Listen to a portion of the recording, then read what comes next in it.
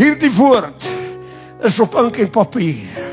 Maar weet jy dat elke woord wat hier opgeskrywe is oor eeue tussen verskillende mense geskryf wat mekaar nie ken nie. Die een weet nie van die ander een nie. And everything comes together.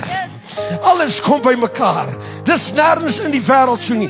In ooreenstemming word daar geskryf van Genesis tot en met Openbaring oor niks anders as Jesus Christus in hom, die gekruisigde nie. Amen.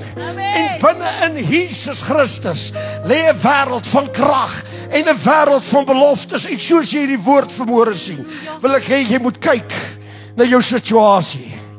Terwyl sy vir ons saggie speel, jy moet kyk na jou situasie.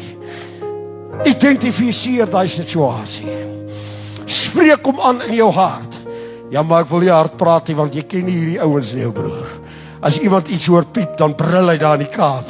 Dis nie wat ek vra nie, want God weet en hy ken jou hart. Hy ken dit wat die situasie is. Hy ken dit wat nou in jou omstandighede is 'n interessante woord, want jy kry mooi en goeie omstandighede.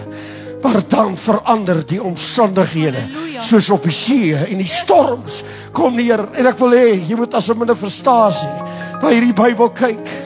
En uit al die honderde en honderde beloftes wat binne in hierdie woord is, wil ek hê jy moet deur hierdie omhulsel kyk. En jy moet Jesus Christus binne in hierdie Bybel sien. In hom die